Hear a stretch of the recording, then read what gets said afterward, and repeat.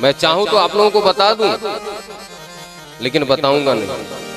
इसलिए ये अपने घर जाइए, रामायण को खोलिए, रामचरितमानस को खोलिए और उसमें देखिए कितने वर्ष माता ने तपस्या किया है।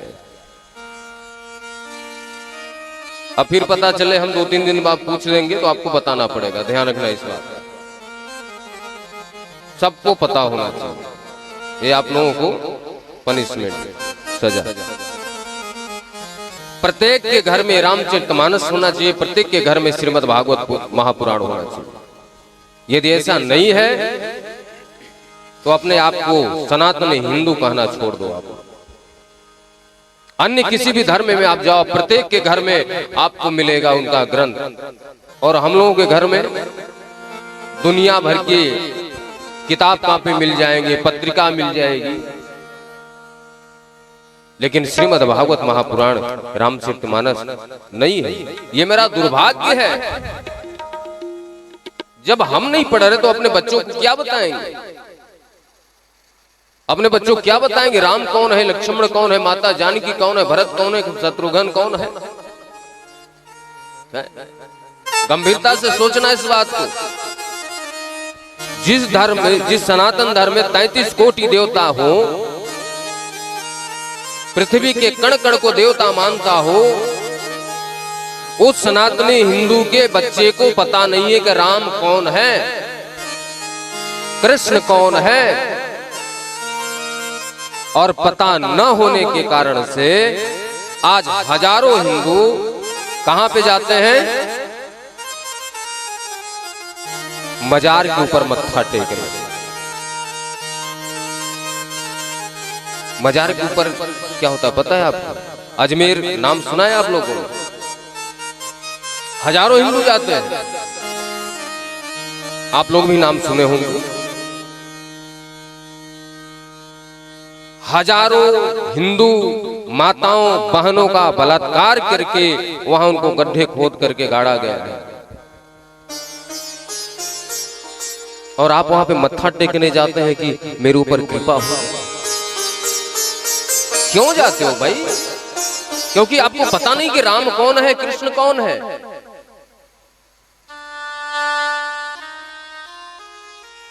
आपको पता नहीं कि हमारे भगवान क्या कर सकते हैं, आपको बताया नहीं गया। 3 थाली खाओ, सो जाओ, मरने दो बच्चे को, नरक में जाने दो। कहीं किसी मजार पे जा रहे हैं, कहीं किसी मस्जिद में जा रहे हैं, मुर्दे को मत्था टेक रहे हैं।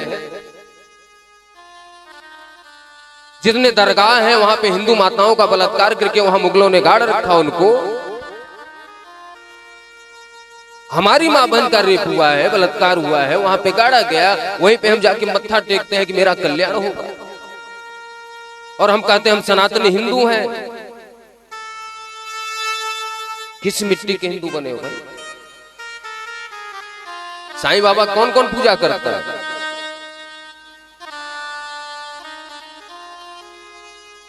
यदि आपके पड़ोस में भी कोई करता हो तो मना कर देना उसको। जिसको पता नहीं है, साईं चरित्र उठा करके किताब पढ़ना।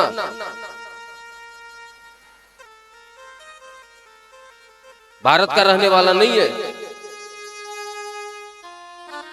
जाति का मुसलमान, मांस खाने वाला, हिंदू संत का कत्ल करके उनको गाड़ देने वाला, हिंदू औरतों को मां बहन की गाली देने वाला,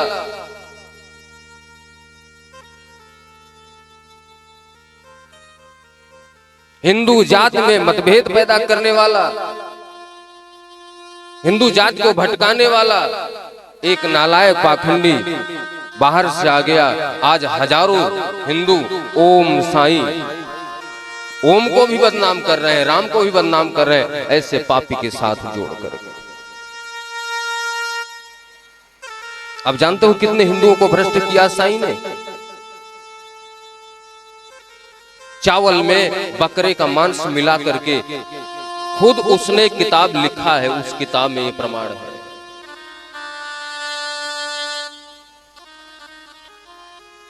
हम कहते हैं हमारे घर में कल्याण नहीं हो रहा है, दोष लगे हुए हैं, पाप लगे हुए हैं।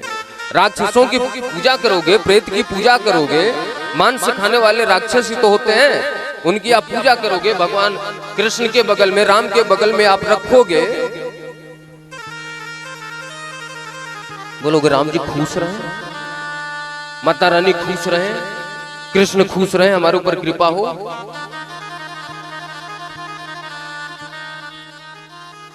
हिंदुओं में संत होता है, फकीर नहीं होता। और साईं को क्या बताया गया? फकीर।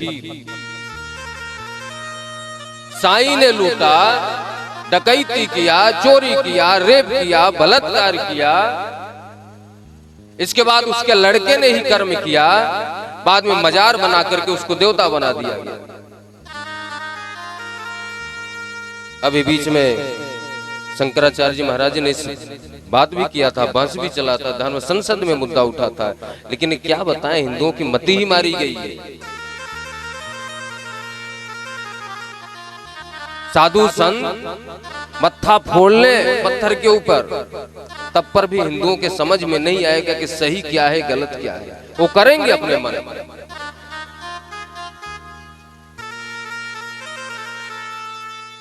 जस करनी तस भोग। मेरा निवेदन है, कोशिश करना कभी किसी मजार पे मत जाना, कभी किसी दरगाह पे मत जाना, कभी किसी पीर के पास मत जाना, कभी साईं की पूजा मत करना, कभी किसी पाखंडी की पूजा मत करना। नई पूजा करनी, आप अपने केवल माँ की पूजा करो, बाप की पूजा करो, मतलब उसकी सेवा करो, अपने परिवार की सेवा करो, लेकिन ऐसे अधम लोगों का पूजा करने से आपको नरक ही मिलेगा।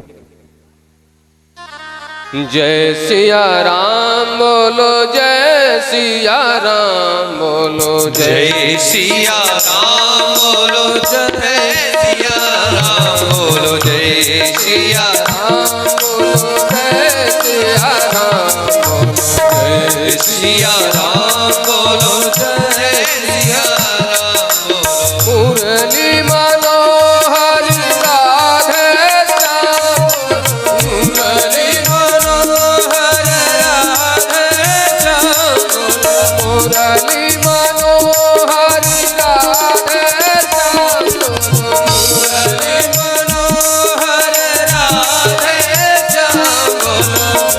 सिया राम बोलो, जय सिया राम बोलो, जय सिया राम बोलो, जय सिया राम बोलो।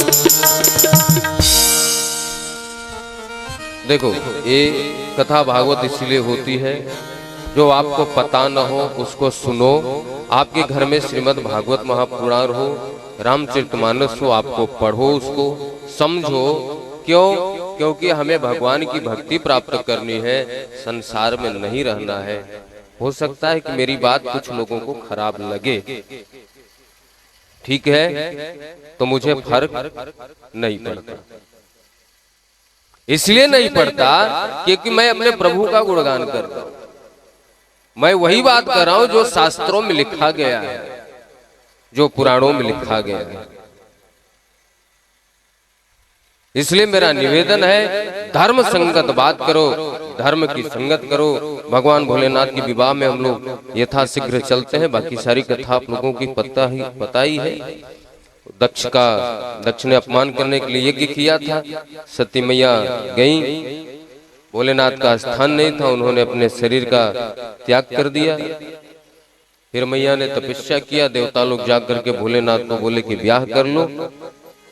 भोलेनाथ की बारात की तैयारी हो रही है, समय नहीं है, जल्दी बारात में चलना है। सब लोग तैयारी में बैठे हुए बारात में चलने के लिए, तो चलो हम लोग यथाशीघ्र बारात में चलते हैं। और भगवान भोलेनाथ ससुराल पहुंचे, भूतों की बारात है। जितने घराते लोग दिखते हैं डर के मारे भाग जाते हैं। मैया आरती करने, थाल कहीं गिर गया, मैया कहीं गिर गई। पार्वती मैया ने मन ही मन